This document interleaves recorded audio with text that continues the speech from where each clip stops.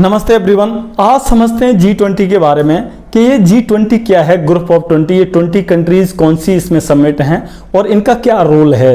दूसरी बात, इसकी स्थापना कहाँ हुई, इसकी शुरुआत क्यों हुई और शुरुआत की किसने, इसमें कौन कौन सी कंट्रीज आती हैं और किस सन में G20 में कौन सी कंट्री आई हैं जिससे जुड़ करके ये G20 बना।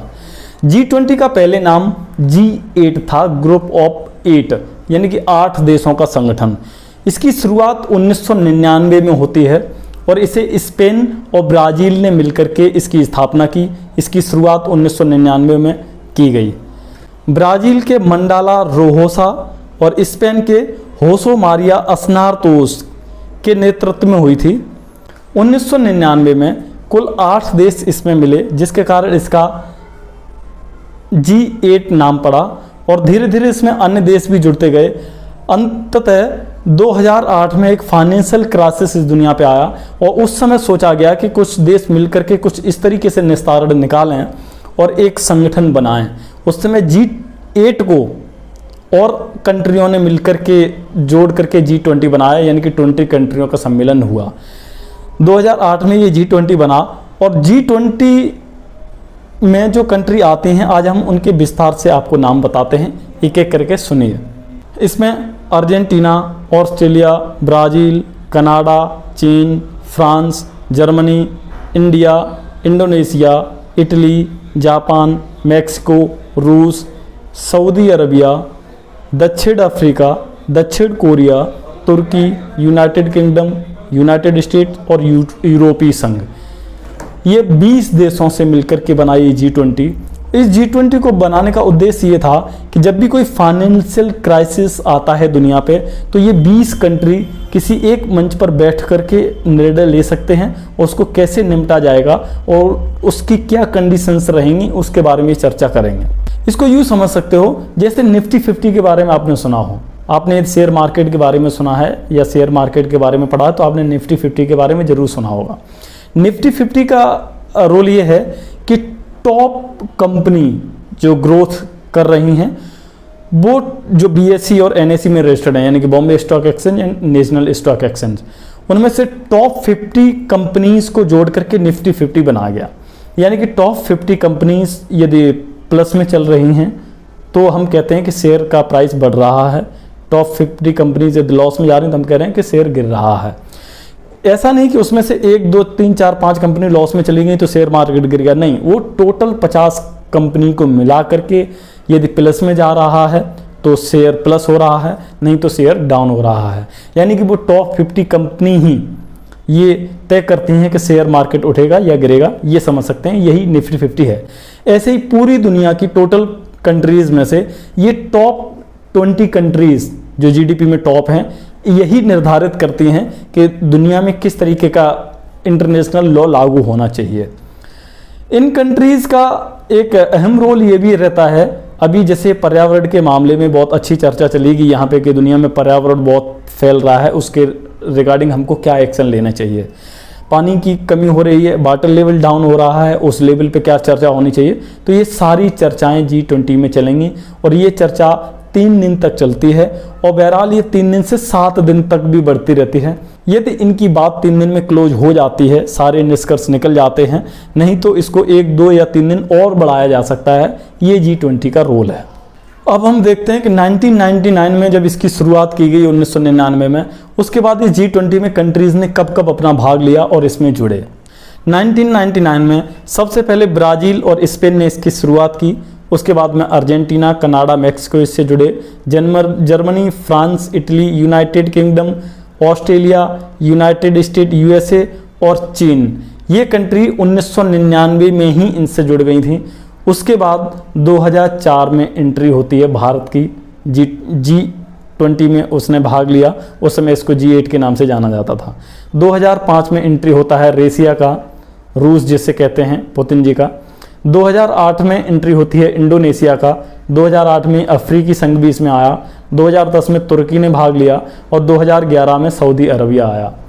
उसके बाद 2020 में साउथ कोरिया ने एंट्री मारा और 2021 में इटली इसमें आ गया। ऐसे करके ये टॉप 20 कंट्री का एक ऐसा सम्मेलन होता है जिसमें सारा कुछ निर्धारित किया जाता है कि क्राइसिस से लेकर के जब भी कोई आपदा आएगी तो फिर क्या चर्चा होनी चाहिए। इसी के अकॉर्डिंग इंटरनेशनल लॉ को भी रखा जाता है।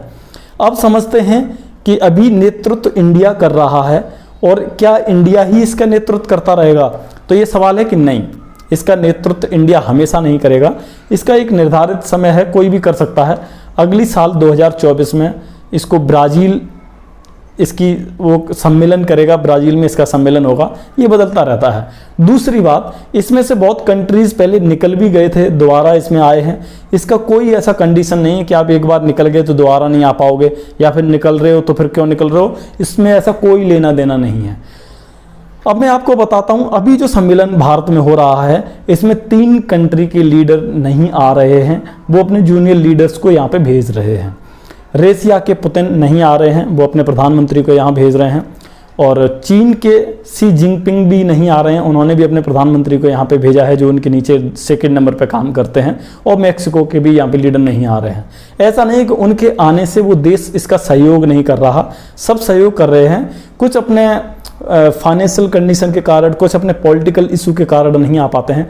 जैसे पुतिन का भी यूक्रेन के साथ में वॉर चलाता रूस का, वो उसके कारण नहीं आ रहे हैं।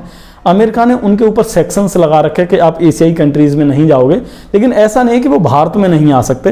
भारत के लिए कोई प्रतिबंध नहीं है, रशिया कभी भी भारत में आ सकता है, लेकिन वो यहाँ नहीं आ रहे हैं क्योंकि चाइना भी यहाँ आएगा, अमेरिका के जो बाइडन भी यहाँ पे आ रहे हैं, तो अपने अपने कंडीशंस रहते हैं। चीन इसलिए यहाँ नहीं आ रहा है क्योंकि वो यदि भारत आएगा तो वो संबंध नहीं रखना चाहता है रशिया और इन सबसे प्यार से। दूसरी बात, उसका अंदर से कटाव रहता है भारत देश से, और हम लोगों के लिए तो अच्छा ही है कि वो यहाँ नहीं आए, क्योंकि रीज़न ये है जब वो आत्मा से कटते हैं अपने भारत देश से। और ऐसा व्यक्ति एयरपोर्ट पे आए और एयरपोर्ट पर आने के बाद में अपने प्रधानमंत्री हाथ जोड़ करके उनका स्वागत करें और उनका सत्कार करते हुए लेकर के आएँ और राष्ट्रपति भवन में उनको खाना खिलाएं, तो ये हम लोगों को भी अच्छा नहीं लगेगा। क्योंकि सब जानते हैं LAC LOC पे क्या होता है, हमेशा झगड़े छिड़े रहते हैं चाइना बॉर्डर पे। रीज़न क्या है, ये यदि चाहें तो झगड़े कभी नहीं होंगे शी जिनपिंग, लेकिन ये ऐसा करेंगे नहीं।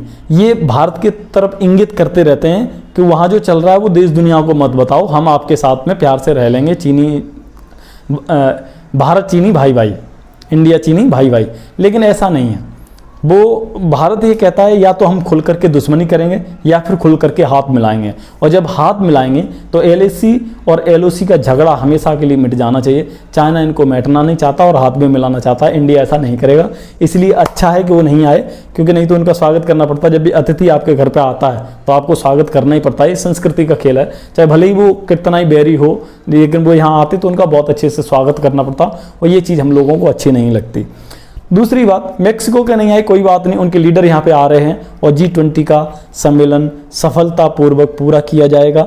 और G20 का सम्मेलन एक ऐसा सम्मिट है कि ये ग्रुप ऑफ 20 एक ऐसा सम्मिट है कि देश किस डायरेक्शन में जा रहा है और दुनिया किस डायरेक्शन में जा रही है। पार्टिकुलर जो लीडर्स आ रहे हैं उनका देश किस कंडीशन में आगे जा रहा है और दुनिया किस मामले में आगे बढ़ रही है। अब आप ये कह सकते हो कि केवल 20 देश ही ऐसा क्यों कर रहे हैं, तो जैसे मैंने आपको बताया निफ्टी 50, वैसे ये है। यदि दुनिया के लेवल पे G20 के टॉप कंट्रीब्यूशन को देखा जाए तो पूरी पृथ्वी का GDP कंट्रीब्यूशन 80% कवर करते हैं ये 20 कंट्री। पूरी पृथ्वी का 80% GDP ये 20 कंट्री कवर करते हैं, और पूरे विश्व का 75% व्यापार ये 20 कंट्रीज कवर करती हैं। पूरे पृथ्वी का टोटल इंटरनेशनल व्यापार ये 75 कवर करती हैं। यदि पूरी दुनिया की पॉपुलेशन को देखा जाए, पूरी पृथ्वी की पॉपुलेशन को देखा जाए, तो ये 20 कंट्रीज 60% पॉपुलेशन को कंट्रीब्यूट करती हैं, यानी कि 60% पॉपुलेशन इनमें ही आती है। बहुत सारे छोटे छोटे देश हैं जिनके ऊपर आधिपत्य किसी अन्य देश का है, वो इस G20 में नहीं आते, उनका आने का कोई रोल भी नहीं है। जैसे पाकिस्तान चल रहा है ना चाइना की बदौलत, तो चाइना इसमें सम्मिलित हो रहा है, पाकिस्तान का कोई रोल नहीं है। ऐसे ही नेटो में पहले 32 कंट्री थे, अब लगभग 36 कंट्री नेटो की सदस्यता में हो चुके हैं।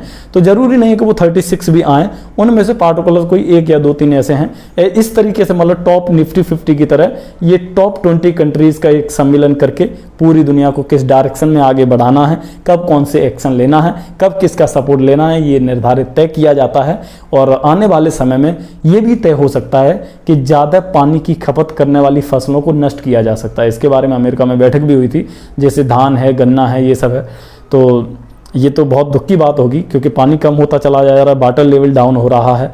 और ऐसा ना ही हो तो अच्छा है, वाटर लेवल को यदि रिकवर कर सकें, फसल को नष्ट न करें, नहीं तो चावल इस दुनिया से लुप्त हो जाएगा। इन्हीं बैठकों में से ये सारी चीज़ निकल करके आएगी। अभी तो नहीं, वो कभी आगे आएगा, हर साल इनके सम्मेलन होते रहते हैं। अभी 18 सम्मेलन G20 के हो चुके हैं, ये 19वां सम्मेलन इंडिया करने के लिए जा रहा है। अभी के लिए इतना ही, और अन्य कोई जानकारी लेके हाजिर होंगे आपके सामने। तब तक के लिए जय हिंद, जय भारत।